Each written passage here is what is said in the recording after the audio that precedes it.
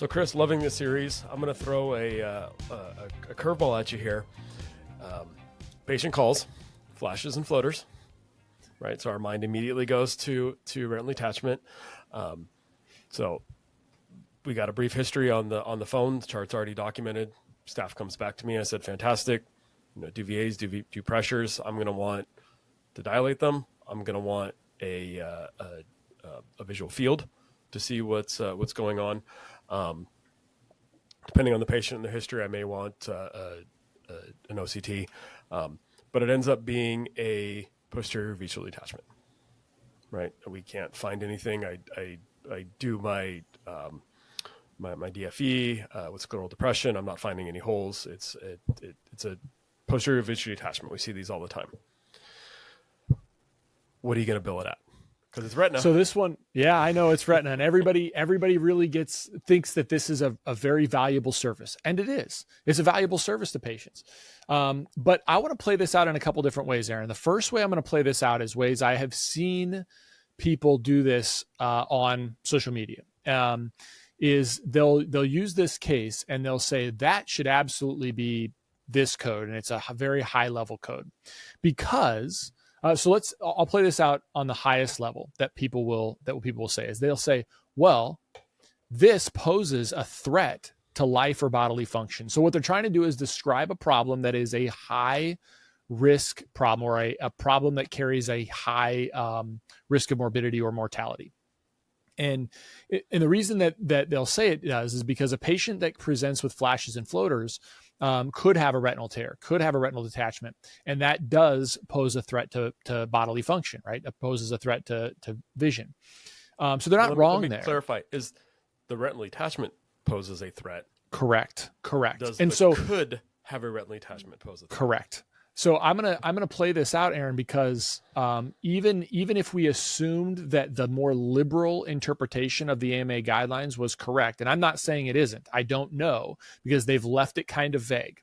So there's really two ways to think about this. One is does the problems stop with the history? Like when I have to sort of think about the threat to bodily function, does it just stop with history or does it stop after my examination and my diagnosis? My contention is the majority of the time, the more conservative side of that line would say you have the ability to go through and have a tentative diagnosis after evaluating that patient.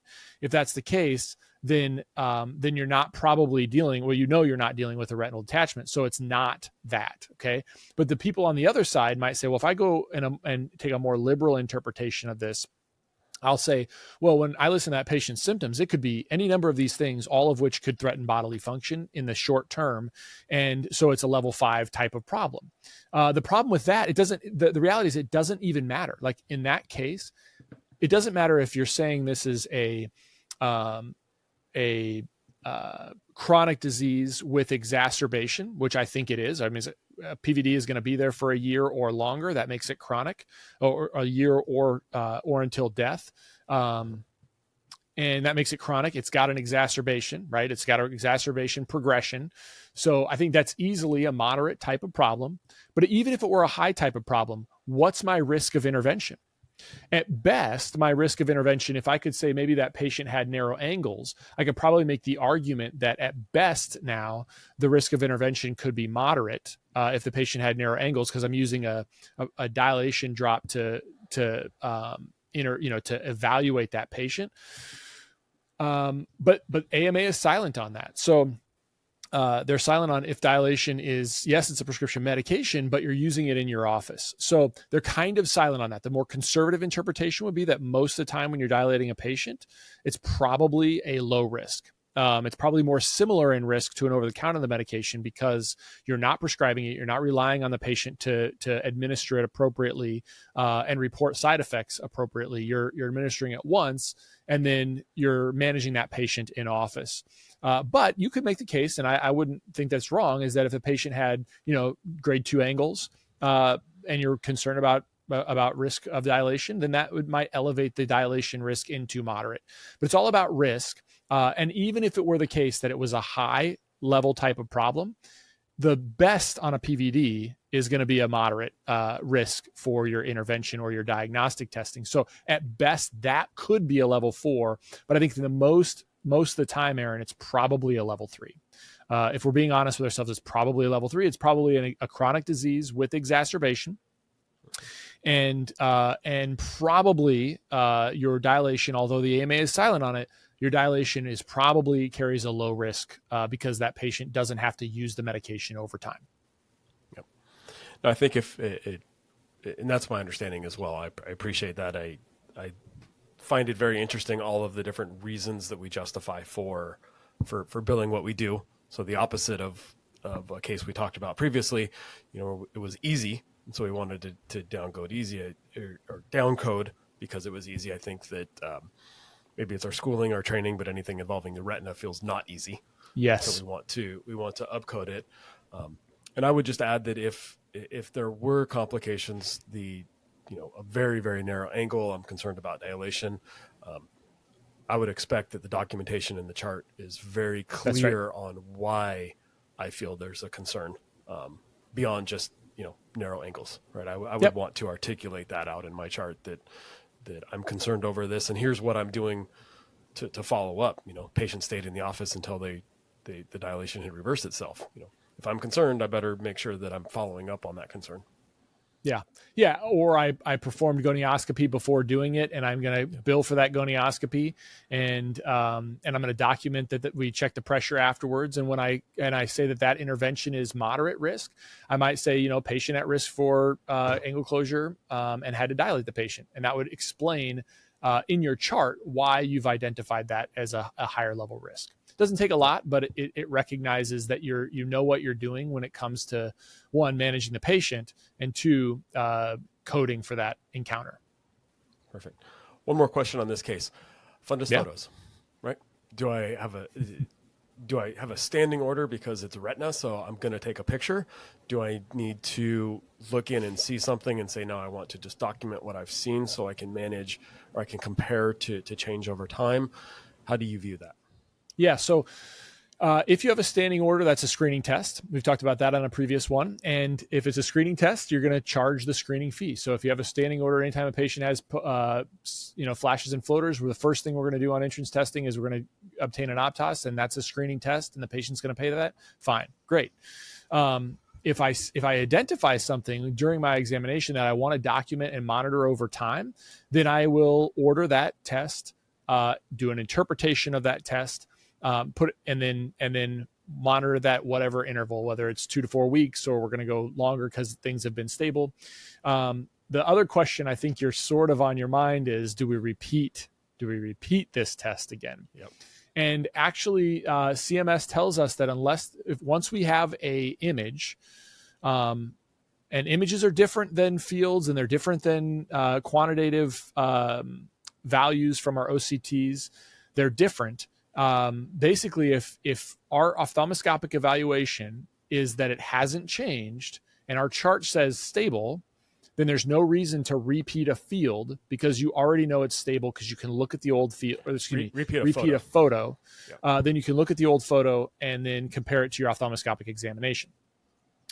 The one thing I will say about that is that if for some reason there's uncertainty in your ophthalmoscopic examination, whether as to you might be thinking that there might be some progression when you compare it to your old photo, or the patient is uncooperative, or you want to get a type of photo that might look at different layers than what you have in the previous photo, or you can't obtain that information from a standard ophthalmoscopic evaluation, then you need to document that in the chart, articulate your uncertainty, and that then, possible progression or likely progression, order a photo to evaluate for that progression. That is much more reasonable than order photo to evaluate and monitor for progression. Like that is going to be hard to defend on audit. But if your uncertainty is in the chart, that's a lot easier to defend on audit for repeated photography of the same condition.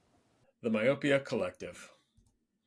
CooperVision and the AOA have partnered in a groundbreaking initiative to change the way optometrists in the U.S. treat children with myopia. The purpose of the Myopia Collective is to rally the profession of optometry and its allies to interrupt the status quo and elevate the new standard of care for children with myopia. Every individual is encouraged to become a member of the collective. By joining, you commit to taking action to help slow the progression of myopia in children. You'll receive updates and information about the collective and its work in the fight against myopia, gain access to educational opportunities and resources offered by the collective, and hear from change agents, the ambassador optometrists selected to serve as advocates for community and policy change that facilitates the mission of the collective. Scan the QR code or click on the link in the show notes to join the collective today. In the past, our focus revolved around prescribing MacuHealth or MacuHealth Plus to patients at risk of macular degeneration, while also recommending it to collegiate and professional athletes for enhanced contrast sensitivity in sports performance. However, this year's introduction of the Life Meter has been a game changer. The Life Meter revealed a concerning truth. Many of my patients have alarmingly low skin carotenoid levels, indicating potential deficiencies in essential body tissues like the retina and brain. Supported by over 30 peer-reviewed publications, Life Meter's accuracy, consistency, and effectiveness has been demonstrated across 2,000 subjects with diverse backgrounds. With this newfound insight, I can now have meaningful conversations about carotenoid levels with all of my patients, even those who may seem outwardly healthy. To learn more about this empowering technology, feel free to contact your MacuHealth representative or click on the link in the show notes. Together, let's optimize patient care and elevate their well-being. Hey, welcome to the Aaron Werner Podcast on iCode Media. I've got two new friends with me today, and one of my favorite quotes that we stole from Dr. Tan Mai is that good business leaders and good leaders steal things from other industries and other good business leaders. And so that's what we're hoping to do today. I've got Jane and her mom Jillian on with us, and they have a business that I had never heard of until they reached out and said, let's chat. And so I'm really excited to learn about Jane's business, Card My Yard. But before we jump into that, Jane, can you introduce yourself and tell everybody, who you are, where you're from, what you're doing here? Yeah, so I am a high school student. I'm a junior at North Valley Christian Academy.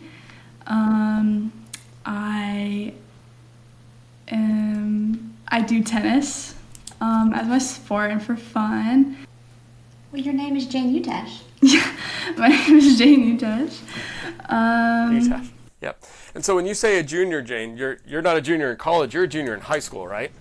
Yes, I'm a junior in high school. Yes. All right. Which is important because I love young entrepreneurs, and facing entrepreneurship as an old 44-year-old guy like myself is a whole lot different than a 17-year-old. I was not doing what you were doing while you're doing it. My brother might have been when he was selling candy out of his backpack at school, but that's a little bit different than what you've got going on. So I think that's pretty cool that as a 17-year-old, you're looking at, how do I create a business for myself? How do I start myself off right? And when, my 17-year-old, well, my 18-year-old now is interested on what TikTok dances she's doing or what the T is at school. Right? Did I use that term properly? Right? The T is at school, or her job working for somebody, but you're working for yourself, which is pretty cool. So tell us about this business, Card My Yard. I had not heard of it until you guys had reached out to me on LinkedIn. Yeah, so we have multiple different holidays. So like people order signs for different occasions. We mostly get happy birthday signs, and they like customize them, like the names, like the color birthday, the styles, and they give me like a general idea of what they want, and I get to like pick and choose what signs would look best, which I really like because I think it's fun like picking out the signs and like putting them up and seeing how they look. I think it's really like rewarding. So I enjoy it. You're very particular about how the signs look. I'm very particular. We went on vacation for a week, and she had a girlfriend very kindly step in and what was your feeling about how she helped and did the signs for you? I appreciate it a lot that she helped, but Like, it wasn't to my standard. I don't know. Like, some of the signs, I was like, oh, that's crooked, or like, oh, whoa. But I feel like no one else would notice, but only me. And like some of the signs that she put up, I was like, ooh, I wouldn't have put that up. I would have done something else. But it turned out okay. So I love that you shared that, because as an optometrist who owns my own practice, it's really hard watching other people take care of my baby. And I'm sure your mom can relate to when you were a baby and the first time she left you with someone, even if it was family, right? It's really hard because they didn't change the diapers the right way. I promise you, right? They didn't rock you to sleep the right way, right? And so when you've got your baby now, you're putting up these signs. And by the way, right, these aren't just small signs. So for everybody listening, if you go to cardmyyard.com/Raleigh, North Carolina, you're going to see these. These are ginormous, huge signs that you can't miss when you're driving by. Right? It's a big attention grabber and getter, and I can only imagine, coming home from school and being pleasantly embarrassed by this giant sign that somebody's put up to surprise you in your front yard. But it's your baby, right? It's a representation of you. Mm-hmm. Yeah. She started having anxiety before she even left for vacation. I often use the 3-day rule with vacation. There's a day before you go on vacation that you're preparing. There's the day that you're on vacation, and then there's the day that you come back and clean up everything. And she went through that exact process. She was fretting around the kitchen. How is she going to communicate with Jean, our virtual assistant, and how we confirmed her WhatsApp app works, and how we checked the tire pressure on her car. Does she need new windshield wipers? Is she going to get there on time? I mean, just tons and tons. And then at one point, texting her. It was, I just shouldn't go. I just shouldn't go on vacation because she's not going to do it how I'll do it. And then, like the grandma, are you sure you'll watch my baby while I'm gone? I said, yes, Jane, we will work it just as hard, because she wouldn't have Wi-Fi. And that disconnect gave her just such anxiety that she had to be blind in a way from the and just kind of get feedback. And then when she got back, she goes, well, she didn't even do it right. The signs were not how I would have done it. And she didn't even finish the job. She put the sign graphics back away and they weren't clean. She didn't wipe them off. The little stakes weren't straightened out. I mean, she just didn't do it. It wasn't done how I would have done it. And I just sat back and was like, who is this person? And thank you, world, for creating this opportunity for her to be developed. Because 6 months ago, if I had said the same thing about her and her dishwashing skills or her bed making skills, it's just the pillows aren't just that, they don't have that crease in the middle like how I would have done it, she'd have been like, you're being ridiculous. So I kept texting her. Kept texting her like over and over again, like the same stuff. Like I would be like, are you gonna do this? Like you have to do this when I'm gone, like blah, blah, blah. And she was like, yeah, you already told me. You already told me like a day ago. So I had to like triple check everything. And then the very last day, her friend comes in and her hair, and granted we have humidity here in the South, which is not kind to anyone. But she comes in and humidity had taken its toll on her hair, and her shirt's kind of hanging off her shoulder, and like she's got dirt up the back of her shirt. I'm like, what happened? Were you like sliding into home base? Like what happened? She goes, I can't do this. I can never do this again. This is so much work. Let me tell you. I slid down a pine straw hill like 3 times. The kids across the street were watching me. They were laughing the entire time. And I just waved the sign in the air. You have no idea what I'm going through. It was funny to see her friends' experience through it as well, and to her newfound respect for Jane, how she manages it. And I just thought to myself, oh, honey, you have no idea. Like, you don't deal with the customer text during the day, upset that we don't have purple or fuchsia or whatever PMS shade they've selected that's not in our inventory. And Jane's between classes trying to reply back, and she's like, what do I tell her? It's purple, not fuchsia. They're the same. Well, to her and for her party, purple and fuchsia are not the same. So we have to empathize. We hear what you're saying. We understand why this is important to you. However, we don't have that color. Here's what we have. So it definitely has offered, I thought it would be a good learning experience, but it has been an even bigger learning experience than I thought. I'm smiling because I've gone through this and still go through this, Jane, and I help young doctors start practice cold and start their businesses cold, right? And everything you are experiencing is 100% normal, and it's what every business person, I don't care how old they are, goes through. And if they tell you they don't, they're lying, right? I'll also say, go back and watch this clip, because I'm pretty sure that the look you gave your mom when she was talking about you putting the dishes away and loading the dishwasher was the same look your friend gave you when you were telling her that she didn't quite do everything just right. So that was classic. So Jane, I want you to talk through, and this might sound a little simple, but I think it's important for all of us to hear, especially coming out of the mouth of a 17-year-old. So you were on this trip, you don't have communication with your friend, and you're dealing with this anxiety, right? And I know how I deal with anxiety, but I can yell and I don't have a mom telling me no, right? I can stomp around and be in a bad mood, and unfortunately sometimes my kids just have to deal with it. But so walk me through, when you're dealing with this stress and anxiety, how you dealt with it. What did you tell yourself? What did you do physically? How did you work through this when you couldn't do anything else? You just had to trust in your friend. Well, it was definitely hard. I tried to get in as many texts as I possibly could on the car ride there. But once I officially lost service, I was like, oh, how am I gonna do this? So I don't really know how I dealt with it. I just was like, I'm on vacation, like I can calm down. This is my week to just relax before going back to the signs. But also that whole week I was also thinking like, oh, I have to do signs when I get back, and I have to clean up after her when I get back.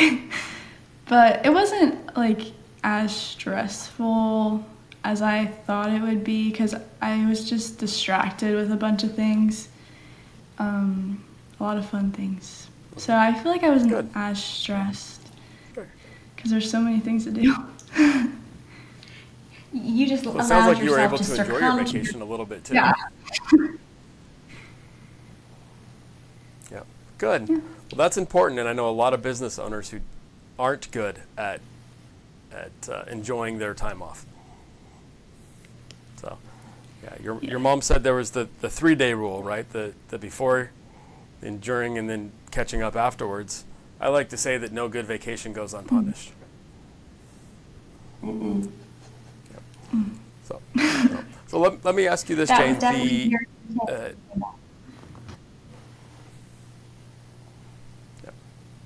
So let me ask you this: the customer, right? You, when you looked at the sign, said it wasn't up to how you would have done it, right? It wasn't as perfect as you would have made it. What was the customer's experience with your company? They loved Were they it. happy? They gave you a 5-star Google review. They said how cute it was. But I think she was still so sunken in herself that it was not to her standard, that she couldn't even hear the feedback from the customer. Like usually I think the sign that she did, there was like a divot in the grass, so the sign went like in a divot kind of way. And usually I would try to make it as straight as possible, like move the sign up the stake a little bit, like try to make it as straight as possible. That's just something I would have changed. But I don't really know about the reviews, I think. They were all thrilled. I think it's like all things. We critique ourselves so much harder than those around us critique us, because we know what our optimum potential is. And Jane has started to have that eye with her cards.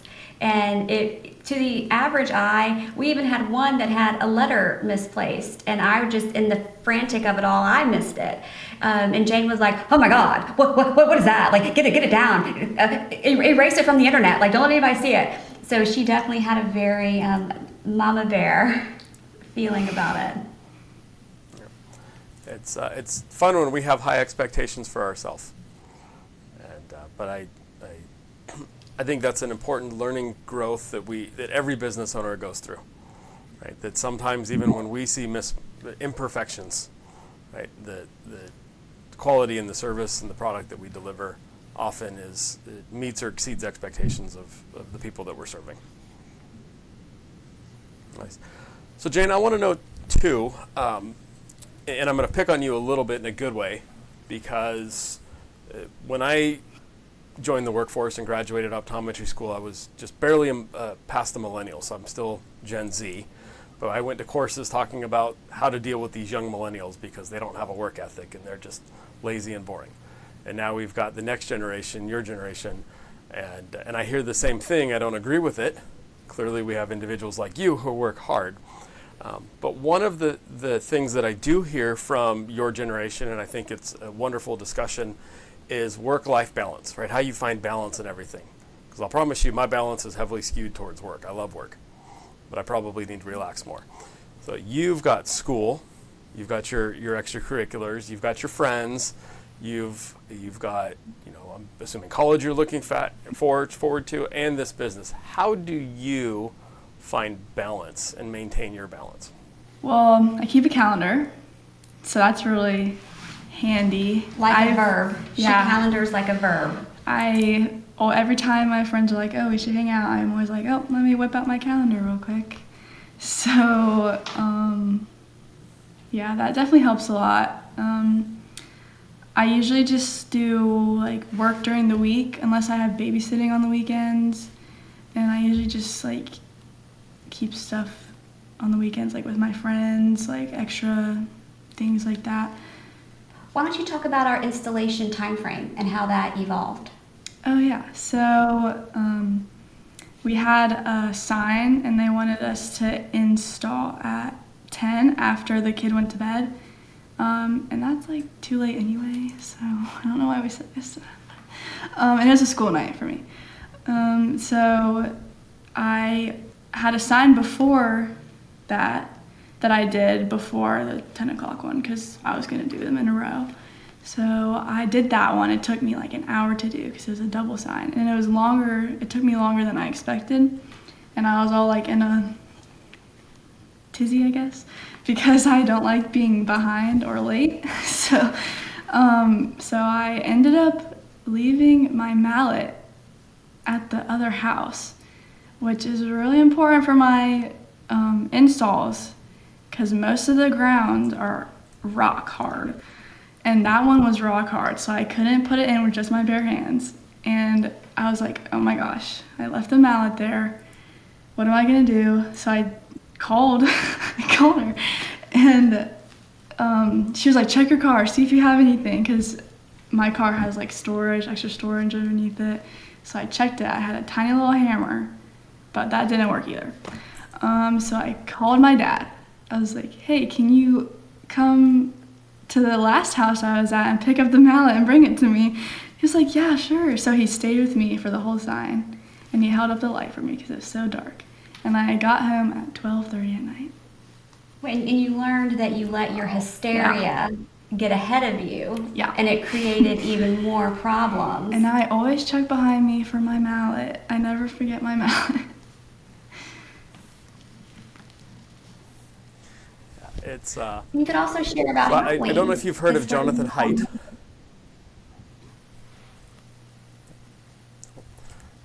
I was saying I love this story. I don't know if you've heard of Jonathan Haidt. He's an author. He's written a couple of books, and one of my favorite books he just wrote is called The Anxious Generation. But one of the phrases out of that book is called bruises, not scars, and I think I love the phrase because it's little learnings like this that, right, there's no long-lasting damage from it, but it was very painful in the moment, right? So we'll call it a bruise, right? It didn't leave a scar, but the lesson you learned from it was huge. And it can be applied not just to putting in signs and signs install, but everything. Double checking that your backpack's got all your school stuff in it and your homework's in it. If you're like me, you double, triple check to make sure you've got a snack in your backpack because you get hangry at some point during the day. And snacks are important, right? So I love that story. So it sounds like on your calendar, and I'm impressed that a 17-year-old is using a calendar as well as you are. It took me a long time to learn that skill. So are you time blocking? Do you look and say, hey, this is the amount of time I'm going to set aside for friends. This is the amount of time I'm going to set aside for work. Is that how you set up your calendar? Well, kind of. I usually, on the weekends, I try to, like, if I'm doing something, like, that night or, yeah, that night, I usually try to do it as early as possible. So our time limits, due to that 10 p.m. sign that I did, our time limit is now 4 to 9. So I try to do it as, like, soon as I possibly can, so I can have time to, like, hang out with my friends, like, have sleepover and stuff. You've also gotten really good about the sun, us going through the time change. That we'll be on the East Coast, we observe daylight savings and kind of getting a little darker a little earlier. And you've gotten really good about checking the weather to see if there's a rain cloud coming through, when is it going to be here, when is it not? Because you don't enjoy having the boots. And then how can you get it done before dark? I always have a rain jacket just in case. She's very mindful of the sun and the rain, where she never really was before, because as a child she just wore her rain boots every day for fun and fashion, and now they're functional. I'm a book nerd, and so I apologize. I'm going to reference lots of books, but what I'm hearing a lot of is all the lessons from Stephen Covey's 7 Habits, right? How you're preparing, you're putting first things first, right? You're getting your work done before you find time for fun. And when you schedule the work first and early, you've got even more time for fun. You're double checking, you're being prepared, you're sharpening the saw. So I don't know if you've read the book. I don't know how appealing it is for a 17-year-old. I know there's a teen version that's slightly more digestible, but it's really good life lessons on just being prepared and making sure that you do what you need to do first, and then you have plenty of time to do all the fun stuff. You were good about that with Halloween coming up this week. Normally we install signs the night before, but in our 4 to 9 window. And Jane looked ahead at the calendar and she noticed that we had 2 signs on November 1st. She then goes, oh my God, they can't expect me to work on Halloween. It's Halloween. I was like, well, Jane, that's the deal. They placed their order for the day that they are having an event, independent from, Boxing Day or anything else we may be observing, and they want their sign that day. And in sort of doing it at 10 p.m. or 4 in the morning, we do it from 4 to 9 the day before. But it's Halloween. And we were kind of stuck in this loop for about 4 rounds of text message, but it's Halloween.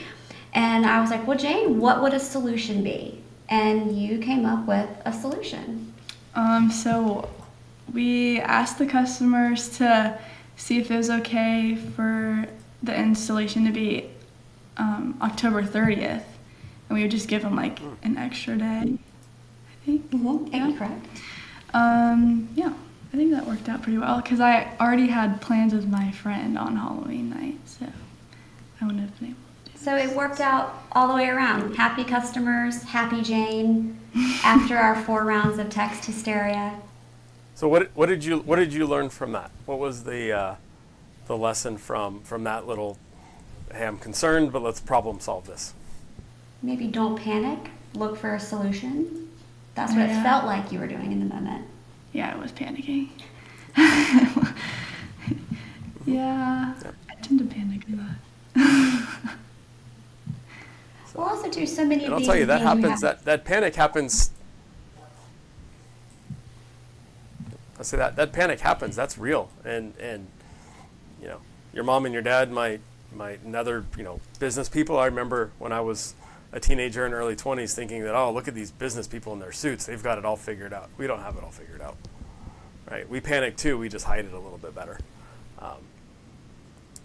But I think it's good to learn, and listening to your story. My takeaway was just remembering that communication is important, right? And not having just assumptions. Oh, they might or might not like this, because it sounded like they got even more benefit from it because they got the sign for longer. You didn't have to put up the signs in your Princess Peach costume or whatever by the way, what are you going to be for Halloween? Oh, I'm going to be a Statue of Liberty, and my boyfriend's going to be a tourist. What does he even That's wear awesome. as a tourist? He got a white I Love New York shirt, and he's wearing like shorts and like dad shoes with dad socks, like the tall socks, and like a camera, a hat, like a Sephora looking type hat, I think. And I think that's it. That sounds awesome. The I Love New York I feel shirt seen right seems now. It's pretty easy for him too. It's an easy costume. Nothing for him to worry about. I love it, but that would be very difficult putting in a sign dressed up as the Statue of Liberty. Yeah, I think so too. Nice, yeah. Oh, well, I'm just glad you didn't say he's dressing up as like a 90s person, because that would have really hurt. Right? Or an 80s. Those costumes are killing me. That's what I wore regular, not as a costume.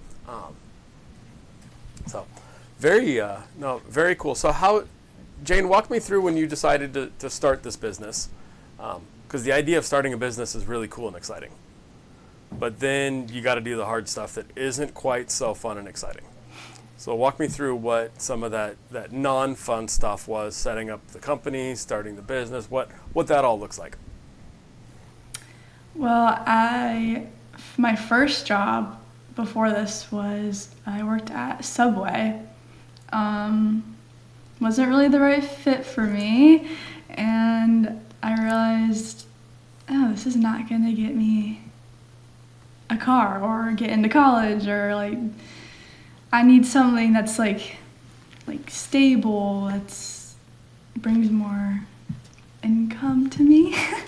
So we saw an ad on Facebook, and someone was selling the Card My Yard franchise, and she saw it and was like, "You should do this. This is perfect for you. You just put cards in people's yards. It looks fun." And I was like, "Okay." So we bought that, and yeah. Well, we kind of talked through what would be workable and scalable. I was skeptical at first. I was like, I don't really want to do that. But once I heard the logistics of it, what's benefiting me, I was like, yeah, this sounds good. And once I started getting into it, I was like, this is fun. I could do this. I knew it was a solid fit when you started taking pride in your signs. Even before she was critiquing her friend for the signs on her vacation, Jane has always had a very strong artistic side. I couldn't paint graffiti if my next meal depended on it, but Jane just has a very good artistic eye, and I thought it would be a good fit for her. And at first she wasn't really on board because it was hard work to get the signs out of the garage off the hooks and into the car and then into the ground with the mallet and the rain and sliding down the hills. But then once you saw your art, you were hooked. You loved the, instant gratification of seeing. The first struggle was we got these racks to hang all of our signs up. That was a struggle for my dad because he couldn't even put them together. It took him like a whole day. And I had to be there and help support him mentally. And putting, we had so many signs. There's 2,100 signs, and I had to hang them up all by myself with little help. All of those up on the 4 racks that we have.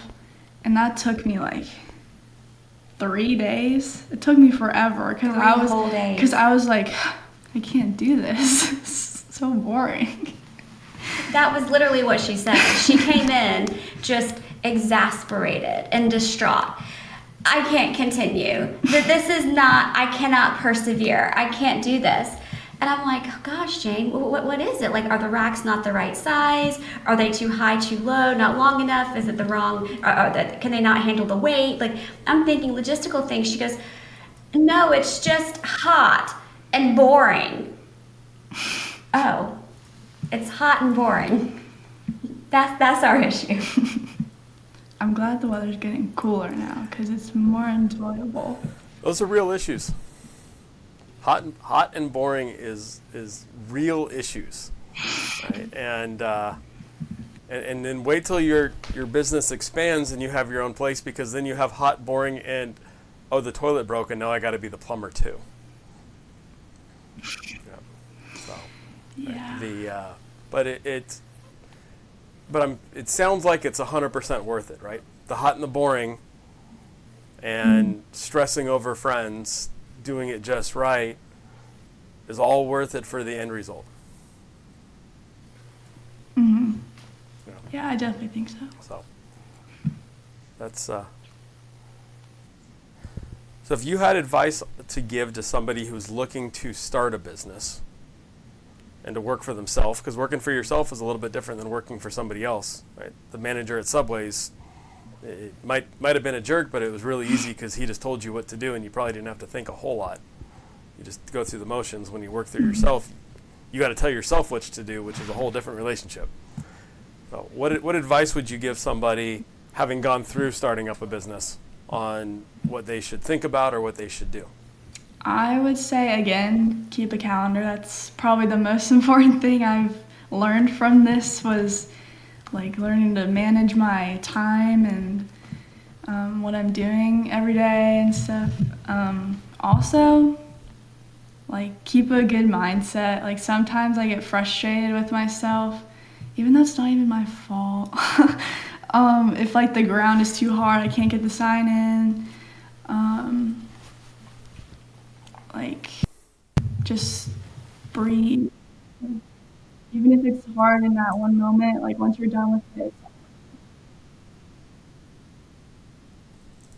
You have some really positive outcomes from the sign. You're really able to bring a lot of happiness to people, and I think that really has. You've resonated on that. Very cool. That those few things that you just shared, there's companies that pay lots of money to help their executive teams understand all that. So that's very insightful. I'm curious, because you are much younger and much more tech savvy than I am. Are there any apps or tricks or some technology that you leverage to help you manage all that, so that, or you old school like I am and writing things down on pieces of paper and trying to keep track of it all? Well, I just use the Apple calendar it's just on your phone. I just use that for my calendaring. And for my schoolwork, I just have like a notes thing for what homework I have to do. And then also on my phone, I have a to-do list of stuff I have to do too. So there's a lot of lists that I keep, and I just use the Notes app. That's all I use, and calendar. She is a little old school in that when we get the orders in through email, she likes to have them printed, and we have a folder system, and she puts the physical copy in the folder of the day it needs to be installed, and with the highlight of how many days that sign needs to stay in. And then she moves it out 1 or 2 or 3 days for the day she needs to pick up that sign. So she's very diligent about keeping those papers, and then taking that paper out into the garage when she's pulling the signs to make sure she's pulled the right pieces. And you started all on her own. I was going to suggest this, but I walked out and she was doing it. She mocks the signs up in our driveway before she leaves to make sure that she has the right height of the stakes and hasn't forgotten an H for happy birthday, and everything looks symmetrical. And she'll often drag us outside, and I just applaud her vulnerability. Hey, how does this look? Or should I move these 2 things around? Or what if I change this? And you had one instance where you got to an install and didn't have one of the correct that sign, one of the correct holders for the sign. And I was going to suggest when she got back that, maybe a best practice would be mocking it out in the driveway. And I didn't even have to suggest it. She took it upon herself to mock it out, and which is fun because it sets off our security camera every time she walks back and forth. So I know I was like, oh, I just heard it chime 15 times. Jane is mocking up a sign in the driveway. We also use WhatsApp. We do use WhatsApp. We utilize, that was kind of my concern as a working parent. How am I going to handle this during the day when she's at school? Because emails are going to come in, customer calls and text messages are going to come in, and I just don't have time in my life to add that level of support. So I already utilized virtual assistants for my business, and I thought, well, we can utilize virtual assistants for this too. So we have a super awesome virtual assistant, Gene, who he sees this as his baby as well. I think behind me, he's Jane's biggest cheerleader, and so he receives the emails, calls the customer, confirms that they really meant to type yellow chicken or whatever. We've had some signs with some sayings that we weren't sure if it was voice autocorrect or maybe they were talking to someone else and Siri picked up those words because this couldn't possibly be a sign. So it's good to have him kind of call and confirm and then follow up after and just kind of get the customer feedback on the experience of things we could improve. And so utilizing the virtual assistants has been great. And he's really good. He texts Jane through WhatsApp. So there's been a lot of text between us. She's like, what is he saying? I don't understand. I'm like, oh, that's work speak for. So she's got to learn a lot of new nomenclature, we'll say, of kind of how to interact and how to be clear. Because with the Halloween signs, she was saying, can we install them the day before? And he was like, yes, that's the 31st, because their order is for the 1st. So the 30th. She goes, no, the day before. And he's like, yes, the 31st. And so she texts me and she's like, he's not understanding. I was like, just explain that you mean the day before when we normally would do it. So that's all been fun. And those are all the bruises, not scars, right? The little learnings in between.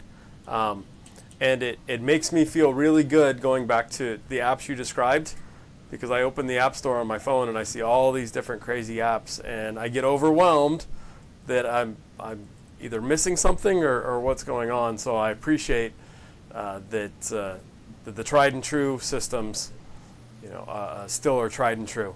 And I think that there's appropriate places for technology and advancements. The Apple Calendar is fantastic. I use the same thing, but I definitely like my notes.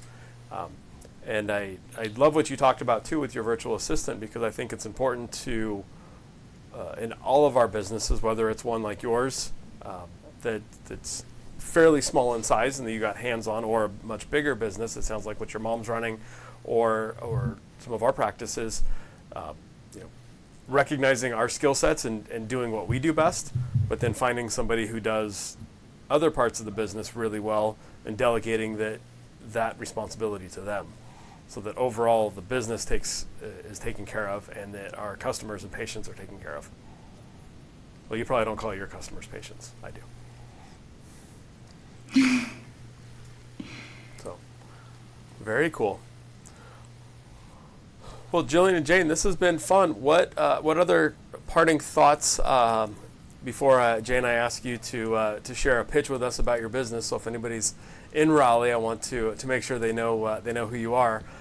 Before we get to that, what other thoughts or comments did you think, hey, I want to make sure that I share this when we jump on with Aaron? I wanted to bring to you, as a neutral third party, we had the biggest argument in our business relationship over uniforms. I wanted Jane to wear uniforms like the shirt she has on. So when customers come out, she's very much like a celebrity. People see her in their yard and they come out and they want to say hi to Jane, and their kids want to say hi to her, and then we do the time-lapse videos to send to our customers so they have a memory of the sign going up in case in all the fun of the occasion they didn't remember to take a picture of it. So in those videos, I wanted her to be in a uniform. And it was an all-out, knockdown, screaming. I think things were thrown. Like, I think you threw the shirt. I mean, I'm being honest here. I'm retelling the dramatic story you lived. Oh my gosh. So maybe to make it fair, you give your case as to why you didn't want to wear the uniform, and we can get feedback if maybe you should be permitted not to wear the uniform. I just want to clarify that's very dramatized. I don't throw things or yell. Don't worry, Jane. No. Nobody listens to this. Only like 4,000 of our closest friends. But it's other than that, nobody will ever hear that story. Wow, I didn't want to. So what was your thoughts on the uniform, Jane? We're gonna dive into this one. I love this. I don't know. I had in mind I was just gonna wear like my normal t-shirts that I like go to bed and like I don't care about. Like, they're gonna get dirty anyway. Why would I get a nice t-shirt dirty when I have other dirty ones anyway? And I feel like that was my main reason. And also, they're not the comfiest. Yes, she had great issue with the color being green. I guess it didn't fit your self-expression. Well, I like green, but this green is like blinding. I think a lot of professionals probably deal with this. They're having to wear their scrubs or their uniform in their company colors, and it doesn't fit their personal expression. Or she even came down to, I think you said the seams itched. I mean, I was impressed with the level of protest she could continue. The fabric was too hot. Jane, it's cotton. It's 100% cotton. That's what we've been wearing as t-shirts forever, and everyone else is okay with it. The seams are serged like normal shirts. There's not like barbed wire in them or something. And then the logo was too big. The logo, it's just too big on my little butterfly body. It's just too big. And so we finally, I don't know how you relented. Oh yes, I threatened. I said, if you won't wear the uniform, I will sell the business to someone who will. And then you can find a new way, because her whole goal has been to pay for nursing school. And I said, so then you can find a new way to pay for nursing school. The next day, she came downstairs with little Disney birds following behind her, chirping, with her Card My Yard shirt on, and I haven't had an issue since. Yeah, so what are your thoughts? How important is a uniform to a practice, to a company, to a brand? Well, Jane, I will tell you that I appreciate both sides of the story, because I worked for my father before I owned the business, and now I've since realized the power of the brand and what it represents. So even in my everyday gear, the company that we're a part of is called Vision Source, and so most of my clothes have that on there.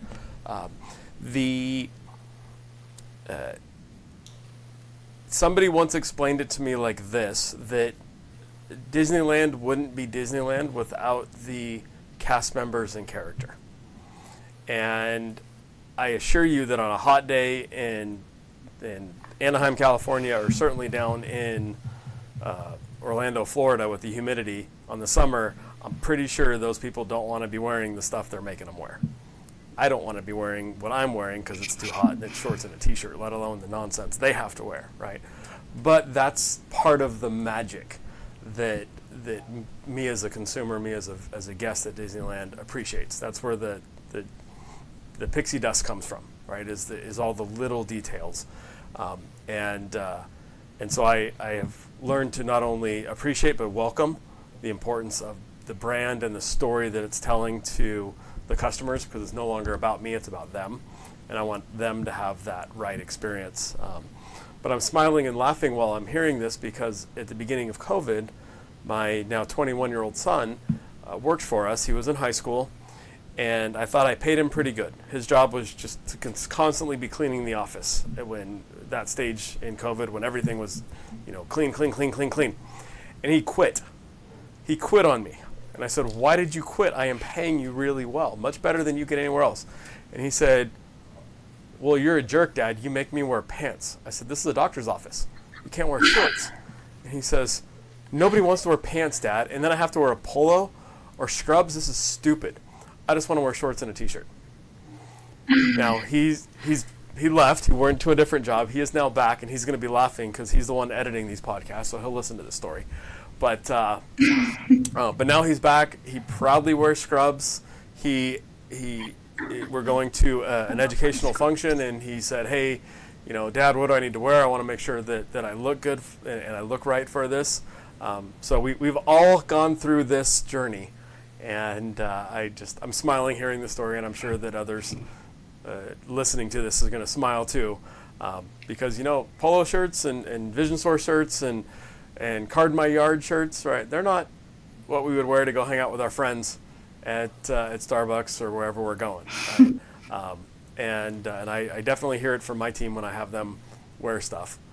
Although scrubs are a little bit easier, they're a little more comfortable. I don't think the seams are horrible, but this made me smile.